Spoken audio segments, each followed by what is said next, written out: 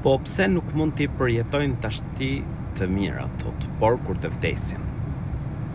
Kush tha ty se një besimtar nuk përjeton mirësi tani? Përkundrazi, përjeton mirësi. Përjeton lumturi. Shiko, lumturia nuk është vetëm paraja. Lumturia nuk është vetëm pushteti. Njohim shumë prej atyre që kanë pushtet, por në brendësinë e tij është zi, skëter. Nuk ka lumturi, nuk gjen lumturi. Njohim shumë prej atyre që kanë pasuri, por nuk është i lumtur. Lumturia është krejt çështje tjetër. Lumturia është lumturia e shpirtit. Që njeriu edhe nëse ka pak, por ndihet i lumtur, jeton i lumtur. Mendo, lumturia është çështje krejt tjetër. Dhe lumturinë e vërtet e gjen ai njeri i cili beson Allahun e lartësuar një të vetëm. Beson dhe pason profetin Muhammed, paqja dhe mëshira e Zotit qofshin mbi të. Zoti i gjithësisë na tregon në Kur'an dhe na premton në Kur'an.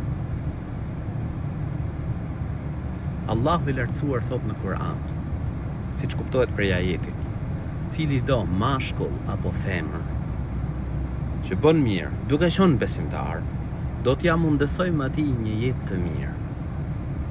Zoti i gjithësisë premton. Kështu që, nëse ne, si njerëz, besojmë Allahun e lartësuar, adhurojmë të madhin Zot një të vetëm, besojmë dhe pasojmë profetin Muhammed, paqja dhe mëshira e Zotit qofshin mbi të, bëjmë mirë, bëjmë vepra të mira, zbatojmë urdhrat e Zotit, respektojmë prindrit, ruajmë lidhjet farefisnore, ndihmojmë njerëzit në nevojë.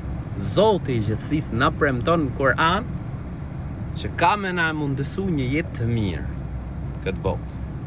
Dhe më pas përmend Zoti i gjithësisë po në të njëjtin ajet për shpërblimin për botën tjetër.